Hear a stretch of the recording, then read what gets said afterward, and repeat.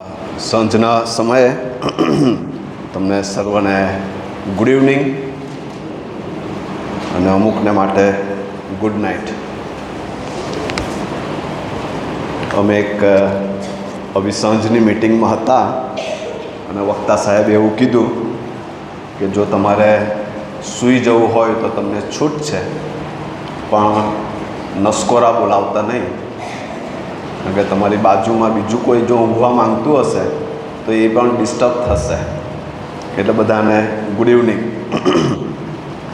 સવારના સમયે આપણે પામ સન્ડે, પ્રભુ ઈસુ ખ્રિસ્તનો એ વિજયવંત પ્રવેશ અને તે કોણ છે એ પ્રશ્ન જ્યારે લોકોએ પૂછ્યો ત્યારે રાજા આવી રહ્યો છે એની ઓળખ આપણે મેળવી હતી. અને આજે એ જ પ્રભુ ઈસુ ખ્રિસ્તના વિજયવંત પ્રવેશમાં જે ત્રણ બીજી બાબતો બની છે એને આજે સાંજે આપણે શીખવા માંગીએ છીએ. અને આવો આપણે પ્રાર્થનામાં નમીએ, પ્રભુની સહાય માંગીએ કે પ્રભુ આજે સાંજે આપણી સાથે વ્યવહાર કરે. પ્રાર્થનામાં નમીએ. પ્રભુ, અમે તમારા આભારી છે કે અમે આ સાંજનો એક શાંત સમય તમારા ઘરમાં ગાળી રહ્યા છીએ. એવો સમય કે જ્યારે તમારો પવિત્ર આત્મા અમારી સાથે વાત કરવાની ઈચ્છા રાખે છે, ત્યારે અમે તમારી આગળ વિનંતી કરીએ છીએ કે બોલ યહોવા, કેમ કે તારા સેવકો અને સેવિકાઓ તારી વાણી સાંભળવા અને પાળવાના માટે તૈયાર છે. મને વધસ્તંભની પાછળ રાખજો કે હું તમારી પવિત્ર વાણી પોકારી શકું. ઈસુના નામમાં પ્રાર્થના સાંભળો. આમેન. પ્રભુ ઈસુ ખ્રિસ્તની આ પામ સન્ડેના દિવસની યરુશલેમ તરફની જે મુસાફરી છે એમાં ત્રણ અલગ અલગ બાબતો ઉપર આજે સાંજે આપણે શીખવા માંગીએ. સૌથી પહેલી જે બાબત છે કે જ્યારે પ્રભુ ઈસુ ખ્રિસ્ત યરુશલેમ તરફ જઈ રહ્યા છે, પોતાના શિષ્યોની સાથે વાત કરી રહ્યા છે, અને લુકની લખેલી સુવાર્તા તેનો 19મો અધ્યાય અને તેની 31મી કલમમાં આ પ્રમાણે લખવામાં આવ્યું છે. લુકની લખેલી સુવાર્તા 19 અને 31. જો કોઈ તમને પૂછે કે તેને કેમ છોડો છો તો એમ કહેજો કે પ્રભુને તેનો ખપ છે. 32મી કલમ ત્યાં લખવામાં આવ્યું છે, જેઓને તેણે મોકલ્યા તેઓ ગયા. જેઓને તેણે મોકલ્યા તેઓ ગયા. બહુ સામાન્ય લાગતી આ વાત છે કે ઈસુએ કીધું કે તમે જાઓ, અને તેઓ ગયા. અને શિષ્યપણાની આ એક શરત છે. પ્રભુ ઈસુ ખ્રિસ્તના શિષ્ય બની રહેવું છે તો ઈસુ જે કહે છે એ કરવું એ બહુ જરૂરનું છે. ઈસુએ તેઓને કીધું જાઓ, અને પછી તેઓ ગયા. અને આ એમના જીવનની ઈસુ ખ્રિસ્ત પ્રત્યેની જે અધીનતા છે એ વર્ણવે છે. ઓબિડિયન્ટ સર્વન્ટ, પ્રભુ ઈસુ ખ્રિસ્તને અધીન એવા સેવકોની વાત અહીંયા લખવામાં આવી છે. અધીનતાની જ્યારે વાત આવે છે ત્યારે આ શિષ્યોને ઈસુએ કીધું કે જો કોઈ તમને પૂછે કે તમે એને કેમ છોડો છો તો તમે કહેજો કે પ્રભુને તેનો ખપ છે. એનો અર્થ એ કે શિષ્યોને ઈસુએ કીધું હતું કે કદાચ અડચણો આવશે, કોઈ તમને રોકે, કોઈ તમને પૂછે, કોઈ અટકાવે તો તમારે આવા જવાબ આપવાના છે. અને માટે આ શિષ્યો મનમાં ગભરાઈ રહ્યા નથી. ઈસુએ જે કીધું છે એ કરવાના માટે ખચકાઈ રહ્યા નથી. જઈએ કે ના જઈએ, કદાચ માર પડે તો, કારણ કે અજાણી વ્યક્તિના ગધેડાને અને બચ્ચાને છોડીને લઈ આવવાનું છે આપણે. પણ ઈસુએ કીધું છે અને કરવાનું છે, અને માટે તેઓ ગયા અને તેઓએ એ કાર્ય કર્યું. અને માટે તેઓએ ઈશ્વરની વાત સાંભળી પ્રભુએ જે કીધું છે એ કરવા તેઓ પૂરેપૂરા તૈયાર થયા. તેઓએ પોતાની લાચારી બતાવી નથી કે પ્રભુ અમને પૂછશે તો શું થશે, પણ નહીં લાવવા દે તો શું થશે, અથવા ત્યાં કંઈ હુલ્લડ થઈ ગયું, અમે ચોરી કરીએ છીએ એવા પ્રશ્નો ઊભા થશે તો, એવી કોઈ જ વાત બાઇબલમાં લખી નથી. પ્રભુએ કીધું કે જાઓ અને તમે એ ગધેડું અને વછેરું એને લઈ આવો. અને બાઇબલ એવું કહે છે, જેઓને તેમણે મોકલ્યા તેઓ ગયા.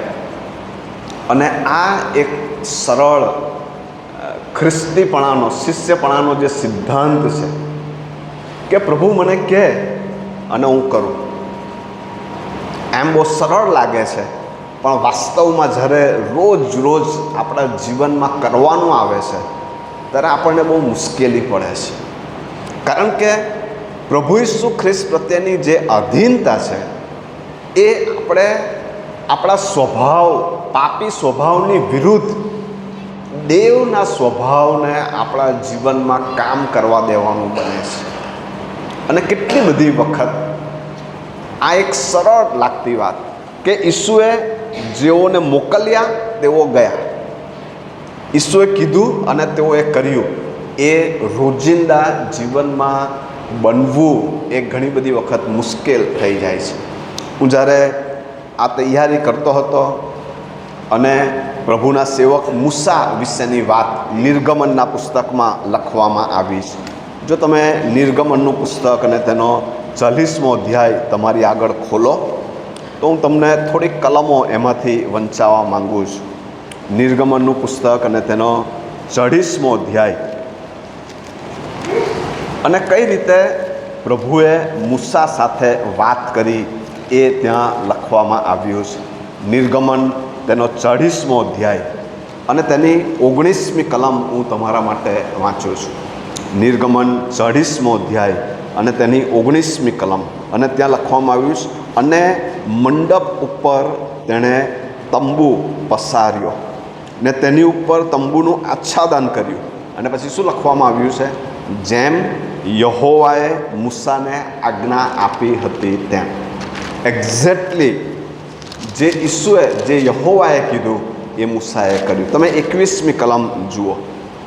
અને તેણે કોષને મંડપમાં આણ્યો ને અંતરપટ લટકાવીને સાક્ષ્ય કોષને ઓથો કર્યો.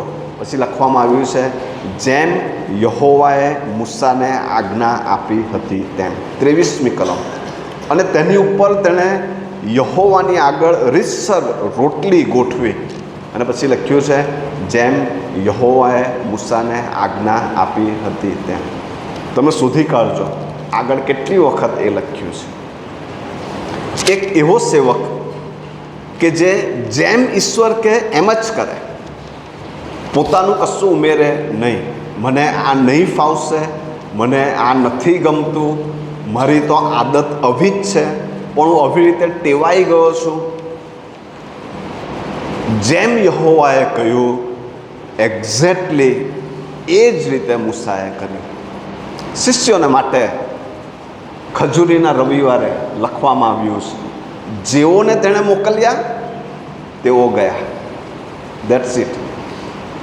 અને વલાઓ, પ્રભુ જ્યારે કહે, પ્રભુ આપણી સાથે વાત કરે, પ્રભુ આપણી પાસેથી એક ઈચ્છા રાખે, એક પ્રકારના જીવનની, કાર્યની, સમર્પણની, અને હું અને તમે રોજના જીવનમાં એ કરીએ, પછી એ મારો સમય પ્રભુને આપવાનો હોય કે મારા દાન, મારા પૈસા પ્રભુને આપવાના હોય, કે મારે કોઈકની સાથેના સંબંધને વ્યવસ્થિત કરવાનું હોય, એ પતિ પત્ની તરીકેના સંબંધો હોય, માતા પિતા અને બાળકોના સંબંધો હોય, ભાઈ અને બહેન કે ભાઈ ભાઈના સંબંધો હોય, કે ભાઈ પડોશી સાથેના, કે પછી મંડળીમાં કોઈની સાથે, કે પછીથી મારા જીવનમાં કોઈક પ્રકારનું પાપ છોડવાની વાત હોય, જેમ યહોવાએ કીધું એમ જ મૂસાએ કર્યું.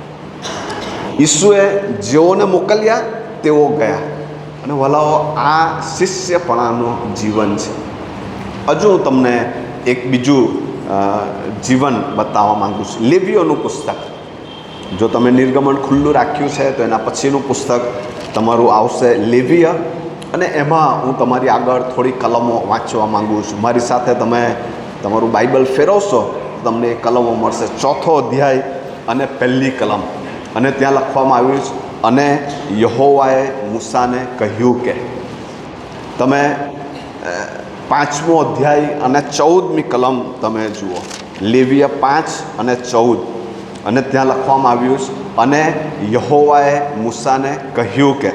6ઠ્ઠો અધ્યાય ને 1લી કલમ તમે જુઓ, અને યહોવાએ મૂસાને કહ્યું કે. એમાં જ 8મી કલમ તમે જુઓ, અને યહોવાએ મૂસાને કહ્યું કે. 19મી કલમમાં શું લખ્યું છે? 6ઠ્ઠો અધ્યાયનો 19મી કલમમાં શું લખ્યું છે? અને યહોવાએ મૂસાને. 24મી કલમમાં તમે વાંચીએ જ જાઓ, 7મો અધ્યાય ને 22મી કલમ, 7મો અધ્યાય ને 22મી કલમ, 28મી કલમ, 8મો અધ્યાય ને 1લી કલમ, તમે વાંચીએ જ જાઓ. મારી પાસે એક લાંબુ લિસ્ટ છે. ઈશ્વર મૂસાને કહેતા હતા, અને તમને ખબર છે, મારી અને તમારી પાસેથી પણ પ્રભુની અપેક્ષાઓ હોય છે. પ્રભુ આપણી પાસેથી કોઈક પ્રકારનું જીવન માંગે છે, કોઈક પ્રકારનું કામ માંગે છે. અને જ્યારે આપણે વચનની પાસે આવીએ છીએ, પ્રભુ આપણને પણ કંઈક કહે છે. અને માટે બાઇબલમાં કેટલી બધી વખત લખ્યું છે, જેને સાંભળવાને કાન હોય એ સાંભળે. આપણે પ્રભુની આ વાણી સાંભળવાની જરૂર છે, અને એની જે મીઠાશ છે, કે પ્રભુ મારી સાથે વાત કરતા હોય અને હું પ્રભુને અધીન થતો હોઉં, એ જીવનની જે મજા છે, એમાં ઈશ્વરના આત્માનું જે સામર્થ્ય છે, એ બહુ અજાયબ છે. એ જીવન જીવવાની બહુ મજા છે. અને વલાઓ, મારે ને તમારે એ જીવન ખરેખર જીવવાની જરૂર છે. પ્રભુએ જેઓને મોકલ્યા તેઓ ગયા. અને પછી જે વાત લખવામાં આવી છે આપણા લૂકની સુવાર્તા, તેનો 19મો અધ્યાય અને તેની 32મી કલમ જે આપણે વાંચી રહ્યા છીએ. લૂકની લખેલી સુવાર્તા 19મો અધ્યાય અને 32. જેઓને તેણે મોકલ્યા તેઓ ગયા, અને જેમ તેણે તેઓને કહ્યું હતું તે જ પ્રમાણે તેઓને મળ્યું. જેમ પ્રભુએ તેમને કીધું હતું એ જ પ્રમાણે તેઓને મળ્યું. તમે જુઓ, જ્યારે તેઓ આધીન થઈ રહ્યા છે, ત્યારે પ્રભુએ કીધું હતું એમાં કોઈ ફેરફાર નથી. જ્યારે પ્રભુએ આપણને કીધું છે કે તમે આ પ્રમાણે કરશો તો એનો આશીર્વાદ છે, તો ખરેખર એ આશીર્વાદ રહેલો જ છે. એમાં કોઈ ફેરફાર પ્રભુ કરવાના નથી. અને જો આપણા તારનાર ઈસુ ખ્રિસ્ત વિશે આપણે વિચાર કરીએ તો બાઇબલ એવું કહે છે કે ઈસુ ખ્રિસ્ત પોતે પણ પોતાના બાપને અધીન રહ્યા હતા. રોમનોનો પત્ર, તેનો 15મો અધ્યાય અને 3જી કલમ હું તમારા માટે વાંચું છું. રોમનોનો પત્ર, તેનો 15મો અધ્યાય અને તેની 3જી કલમ, અને ત્યાં લખવામાં આવ્યું છે, કેમ કે ખ્રિસ્ત પોતે પણ પોતાની મરજી પ્રમાણે કરતો નહોતો, પણ લખ્યા પ્રમાણે તેણે થયું, એટલે તારી નિંદા કરનારાઓની નિંદા મારા પર પડે. ખ્રિસ્ત પોતે પણ પોતાની મરજી પ્રમાણે કરતા નહોતા, બાપની દોરવણી પ્રમાણે ઈસુ ખ્રિસ્ત કરતા હતા.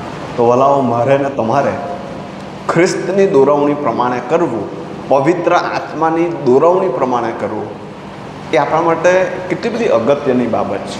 તમે જો હેબ્રીઓનો પત્ર, તેનો 5મો અધ્યાય અને તેની 8મી કલમ વાંચો, હેબ્રીઓનો પત્ર, તેનો 5મો અધ્યાય અને તેની 8મી કલમ, તો ત્યાં એવું લખવામાં આવ્યું છે, અને તે પુત્ર હતો, તે છતાં પણ પોતે જે સંકટો સહન કર્યા તેથી તે આજ્ઞા પાલન શીખ્યો. ઈસુ ખ્રિસ્ત આજ્ઞા પાલન શીખ્યા. ઈસુ ખ્રિસ્ત બાપને પૃથ્વી પરના માણસ તરીકેના જીવનમાં કેવી રીતે આજ્ઞા પાલન સાથે જીવવું એ શીખ્યા છે. અને માટે જ ભલાઓ, મારા અને તમારા માટે પણ આ આજ્ઞા પાલન, અધીનતા એ ખરેખર એક બહુ જ એસેન્સ છે, એ એક મુખ્ય આપણા જીવનનો સ્વભાવ હોવો જોઈએ. ઈશ્વરની મારી અને તમારી પાસેથી એક માંગણી છે કે હું અને તમે આજ્ઞા પાલનમાં ચાલીએ. તમને બધાને સાઉલ રાજાની વાત ખબર હશે કે પ્રભુએ સાઉલને રાજા તરીકે નિમ્યો. ઇસ્રાયેલ પ્રજામાં સૌથી પહેલો રાજા એ સાઉલ રાજા હતો. અને જ્યારે સાઉલને રાજા તરીકે નિમ્યો અને પછીથી અમાલેકીઓ કે જેઓ ઈશ્વરની વિરુદ્ધ જઈ રહ્યા હતા, તેઓને શિક્ષા કરવાને માટે ઈશ્વરે ઇસ્રાયેલ પ્રજાનો ઉપયોગ કરવાનું આયોજન બનાવ્યું. અને માટે ઈશ્વરે કીધું કે મારે આ અમાલેકીઓ કે જે મારી વિરુદ્ધ જઈ રહ્યા છે, મારે તેઓને શિક્ષા કરવી છે. અને માટે તમે જાઓ અને મારા વતી તેઓને શિક્ષા કરો. અને બાઇબલ એવું લખે છે કે જ્યારે સાઉલ રાજા પોતાનું સૈન્ય લઈને ગયો અને તેના ઉપર વિજય મેળવ્યો, પ્રભુએ કીધું હતું કે કોઈ પશુ કે પક્ષી તમે લેતા નહીં, એને તમે ત્યાં કતલ કરી નાખજો કે જેથી કરીને તેઓ ફરી ઊભા ના થાય. પણ બાઇબલ એવું કહે છે કે આ સાઉલ રાજાએ એમાંથી સારા સારા પુષ્ટ જે તંદુરસ્ત પશુ હતા એ એણે અલગ કર્યા અને પોતાના માટે રાખી મૂક્યા. અને બાઇબલ એવું કહે છે કે ઈશ્વરે સમુએલ કે જે પ્રબોધક હતો એની સાથે વાત કરી કે મેં આ સાઉલને રાજા બનાવ્યો, પણ એ આજ્ઞા પાલનમાં ચાલતો નથી. મેં એને કીધું કે તું મારા વતી અમાલેકીઓને શિક્ષા કર, પણ એણે જઈને મારું કામ પૂરેપૂરું કર્યું નથી. અને બાઇબલ એવું કહે છે, પહેલું સમુએલ તેનો 15મા અધ્યાયમાં, પહેલું સમુએલ તેનો 15મો અધ્યાય, આખો આ બનાવ ત્યાં લખવામાં આવ્યો છે કે આ સમુએલ કે જે યાજક છે એ રાજાને મળવાના માટે નીકળે છે. અને જ્યારે રાજાને ખબર પડે છે કે યાજક મને મળવા આવી રહ્યો છે, ત્યારે એણે બધી વ્યવસ્થા કરી નાખી, એક સારો જવાબ આપવાના માટે તૈયારી કરી. અને તમે જુઓ, હું તમારા માટે 10મી કલમ વાંચું છું. ત્યારે સમુએલ પાસે યહોવાનું એવું વચન આવ્યું કે મેં સાઉલને રાજા ઠરાવ્યો છે, તેથી મને અનુતાપ, પસ્તાવો થાય છે, કેમ કે મને અનુસરવાનું તેણે મૂકી દીધું છે ને મારી આજ્ઞા પાડી નથી. અને સમુએલને ક્રોધ ચડ્યો અને તેણે આખી રાત યહોવાને વિનંતી કરી અને સવારે એ રાજાને મળવાના માટે ગયો. હું વાતને ટૂંકી કરતાં તમારી આગળ 21મી કલમ વાંચું છું. રાજા અને સમુએલની વચ્ચે ઘણી બધી વાતો થાય છે, પણ 21મી કલમમાં આવું લખ્યું છે, પણ તારા દેવ યહોવા આગળ ગિલગાલમાં યજ્ઞ કરવા સારું આ નાશ નિર્મિત વસ્તુઓમાંથી ઉત્તમ ઘેટાં તથા બળદો લોકોએ લૂંટમાં રાખી મૂક્યા છે. 22મી કલમ. ત્યારે સમુએલે કહ્યું કે પોતાની વાણી પડાયાથી યહોવા જેટલો રાજી થાય છે તેટલો દહન્યાર્પણો તથા યજ્ઞોથી થાય છે શું? જો યજ્ઞ કરતાં આજ્ઞા પાલન સારું છે અને ઘેટાની ચરબી કરતાં વચન માનવું સારું છે, કેમ કે દંગો એ જોશ જોવાના પાપ જેવું છે અને હઠીલાઈ એ દુષ્ટતા તથા મૂર્તિ પૂજા જેવી છે.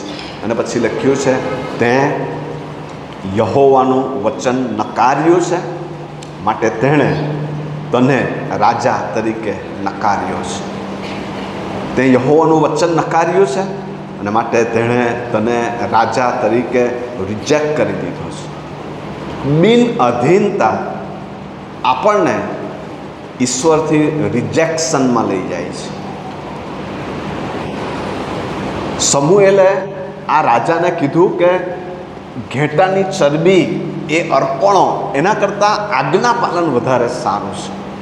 તમે ભેટો અને વસ્તુઓ લાવો એના કરતાં પ્રભુ જે કહે છે એ કરો, એ વધારે પ્રભુ ઈચ્છે છે. આ અધીનતા શું છે ખબર છે?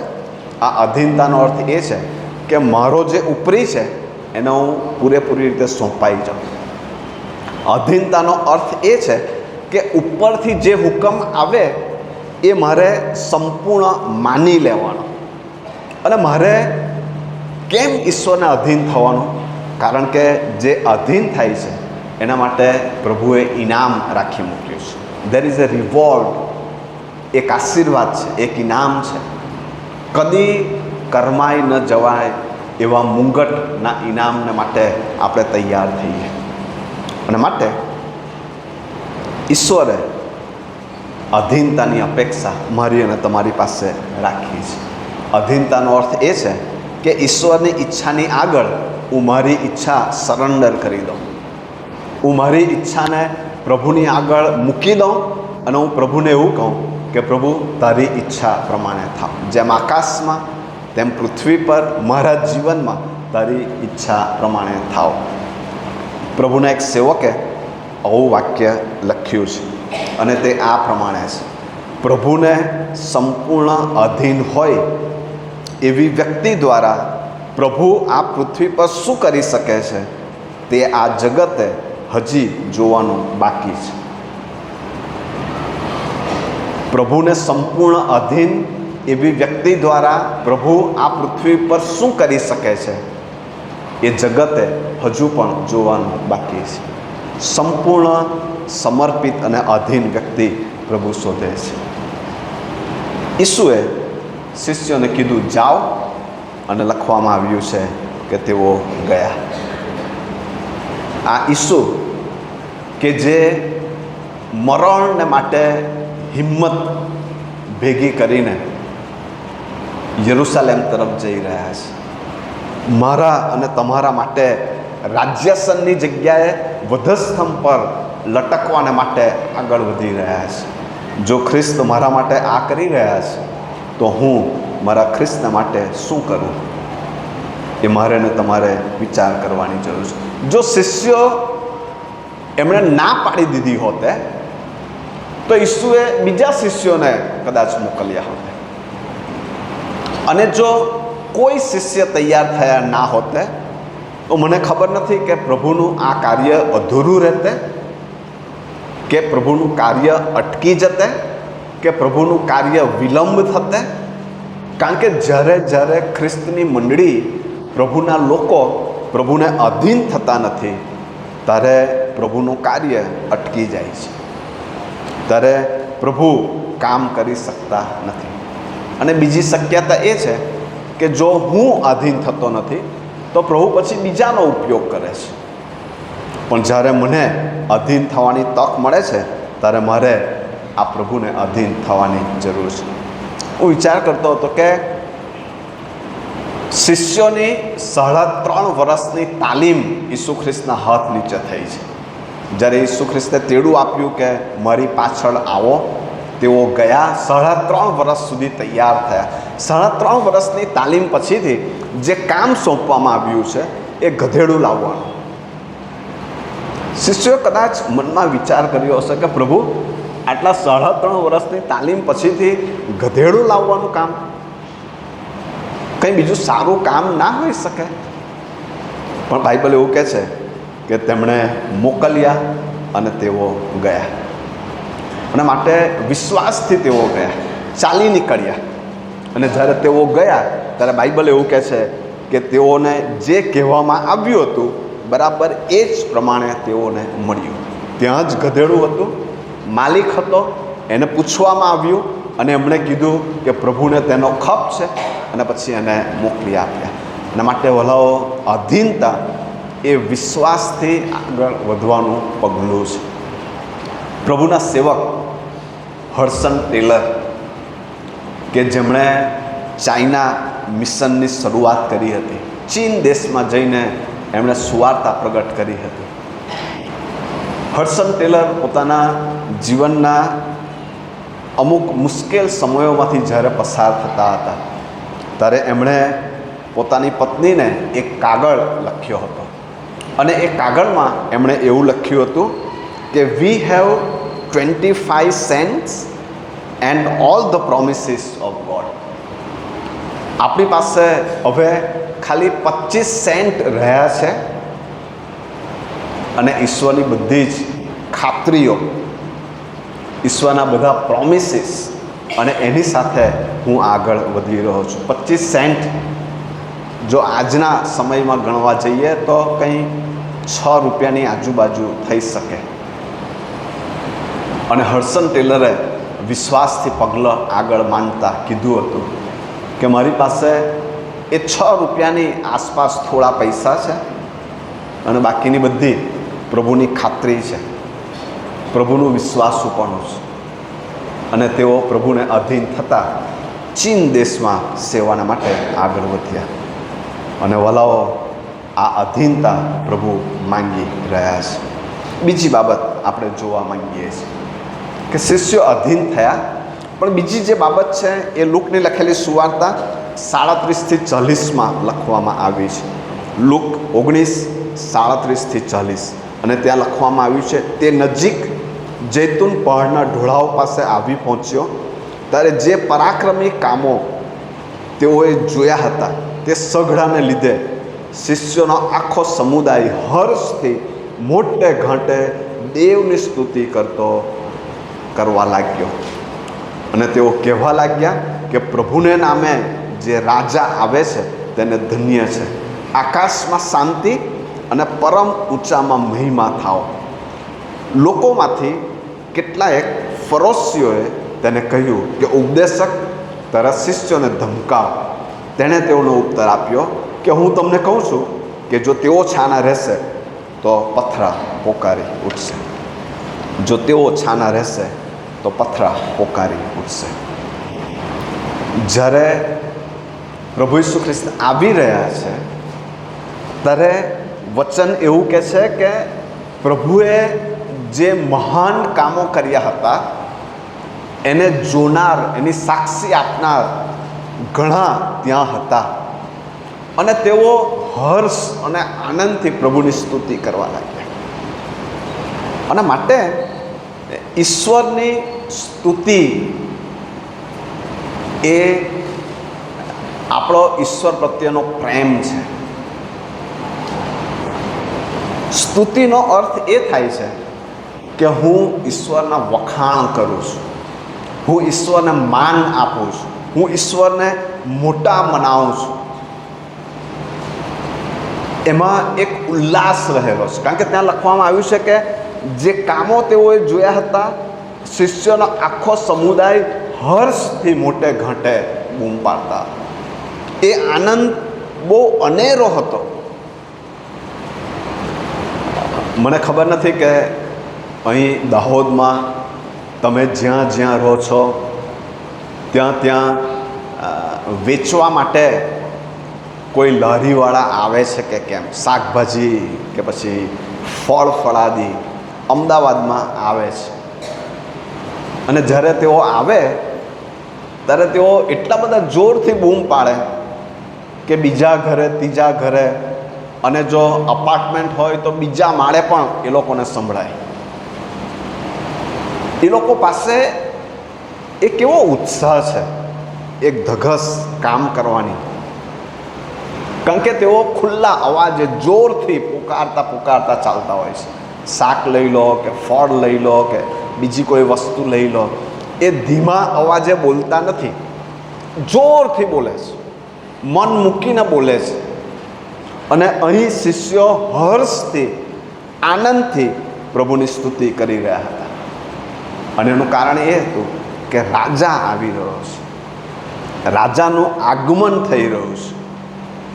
અને માટે સ્તુતિનો અર્થ એ થાય છે કે આપણે વખાણ કરીએ, આપણે વાહવાઈ કરીએ, આપણે એમના વિશે સારી વાતો પોકારીએ. પણ તમે જુઓ કેટલાક ફરોશીઓ એવા છે, થોડાક ફરોશીઓ, ત્યાં થોડાક ફરોશીઓ વિશેની વાત લખવામાં આવી છે. અને ત્યાં લખવામાં આવ્યું છે કેટલાક ફરોશીઓએ તેમને ઊભા રાખીને કીધું કે તમે આ લોકોને અટકાવો. જે સ્તુતિના નાદ ચાલી રહ્યા હતા કે પ્રભુને નામે જે આવે છે તેને ધન્ય છે, આકાશમાં શાંતિ થાઓ, પરમ ઊંચામાં મહિમા થાઓ. અને લોકોમાંથી કેટલાક ફરોશીઓએ તેને કહ્યું કે ઉપદેશક, તારા શિષ્યોને ધમકાવ. હવે તમે જુઓ, એક ટોળું કે જેમણે પ્રભુનો અનુભવ કર્યો છે તેઓ સ્તુતિ કરી રહ્યા છે, અને થોડાક ફરોશીઓ એ ઈસુને એવું કહી રહ્યા છે કે તારી સ્તુતિ અટકાવ, કારણ કે તેઓ ઈસુને રાજા તરીકે સ્વીકારતા નથી. તમને ખબર છે, જ્યારે કોઈ વ્યક્તિ ઈસુને પ્રભુ તરીકે સ્વીકારતી નથી ત્યારે એ વ્યક્તિ ઈસુને એવી પ્રાર્થના કરે છે કે પ્રભુ તમારી સ્તુતિ બંધ થાઓ, તમારી સ્તુતિ અટકાવો, તમારો મહિમા બંધ કરી દેવામાં આવે. અને આ કેટલી ઓકવર્ડ સિચ્યુએશન છે કે ફરોશીઓ ઈસુને કહી રહ્યા છે કે તારી સ્તુતિ બંધ કરાવો. તમને ખબર છે, જ્યારે હું અને તમે પ્રભુની અધીનતામાં ચાલતા નથી, આપણા અંગત અને ગુપ્ત સમયોમાં, એકાંતમાં, એકલવાયામાં આપણા વિચારો કે આપણા કાર્યો કે આપણી કોઈ કુટેવો આપણા ઉપર હાવી થાય છે અને આપણે પાપ તરફ જઈએ છીએ. પ્રભુની અધીનતામાંથી આપણી જાતને થોડો સમય બહાર લાવીને પોતાની રીતે થોડોક સમય જીવી લેવા પ્રયત્ન કરીએ છીએ. આપણે ઈશ્વરને રાજા તરીકે સ્વીકારતા નથી, એનું ધણીપણું આપણે નકારીએ છીએ અને આપણે એવું કહીએ છીએ કે પ્રભુ તારી જે સ્તુતિ હોય એ બંધ કરાવો, બંધ કરો આ બધી સ્તુતિ. આકાશમાં પ્રભુનો જે મહિમા, સ્વર્ગમાં જે લોકો દૂતો પ્રભુને માટે મહિમા કરતા હતા કે ઈસુ રાજા તરીકે પ્રવેશ કરે, એ લોકો કહે છે કે આ બધું બંધ કરાવો. અને વલાઓ, જ્યારે હું અને તમે પ્રભુ સાથેના જીવનમાં જીવતા નથી ત્યારે આપણે ઈશ્વરની સ્તુતિને બંધ કરાવનાર, આપણે ઈશ્વરની સ્તુતિને અટકાવનાર બની જઈએ છીએ. અને માટે મારે ને તમારે બહુ કાળજી રાખવાની જરૂર છે. આપણે ઈસુની વિજય કૂચને અટકાવીએ છીએ, પ્રભુના કાર્યને અટકાવીએ છીએ. પ્રભુ આકાશમાં તારો મહિમા બંધ થાવ એવું આપણે પ્રભુને કહી દઈએ છીએ. અને તમને ખબર છે, બાઇબલમાં જે બધી બાબતો લખી છે કે આ બધું જ્યારે ચાલી રહ્યું છે ત્યારે શિષ્યો હજુ પણ બહુ જ કન્ફ્યુઝ છે.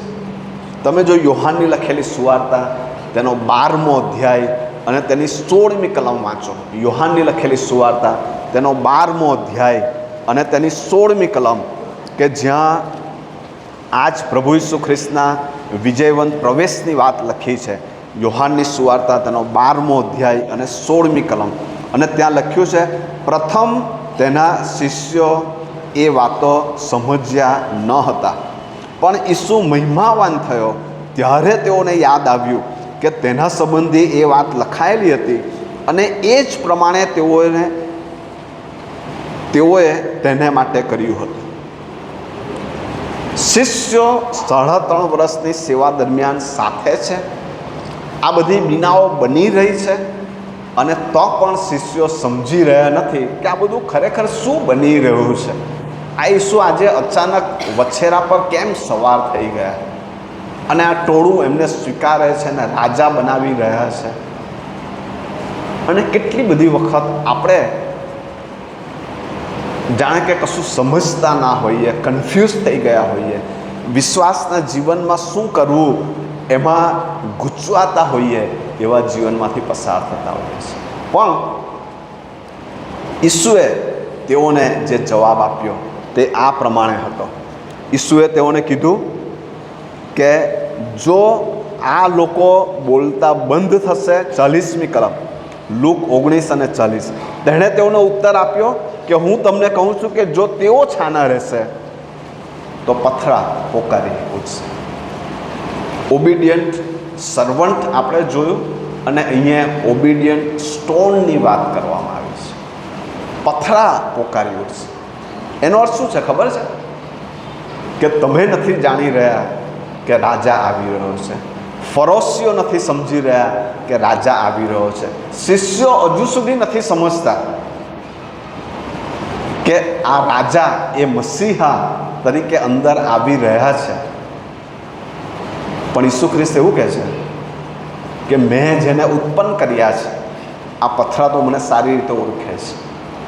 તમે જો નહીં પોકારશો તો પથરા પોકારશે. આ જે સૃષ્ટિ છે, જે નિર્જન જગત છે, એ પથરા કે જેને બનાવનાર આ ઈશ્વર છે, એ પોતાના રાજાને ઓળખે છે કે મારો બનાવનાર આ ઈશ્વર છે. અને માટે ઈસુ કહે છે કે જો તમે મારી સ્તુતિ નહીં કરો, તમે જો મને નહીં ઓળખો, તો આ પથરા, આ કુદરત પોકાર કરશે. અને વલાઓ, કેટલી બધી વખત આવનાર દિવસોમાં આપણે એ જોવાના છે કે ખ્રિસ્તની મંડળી, ખ્રિસ્તના નામથી ઓળખાતા લોકો જો સંપૂર્ણ અધીનતામાં નથી ચાલતા, તો પ્રભુની પાસે એમના બીજા માર્ગ છે. અને માટે મારે ને તમારે એક એ સમર્પણ સાથે કે શિષ્યોને કીધું જાઓ અને તેઓ ગયા, એ સીધા સાદા સમર્પણ સાથે મારે ને તમારે જીવવાની જરૂર. છેલ્લી એક વાત અને પછી આપણે બંધ કરીશું. અને એ તો એ છે કે સવારે આપણે જે ભાગ વાંચ્યો હતો માથેની સુવાર્તા, તેનો 21મો અધ્યાય અને તેની 5મી કલમ, અને ત્યાં આપણા પ્રભુ વિશે જે પોકાર કરવામાં આવ્યો હતો.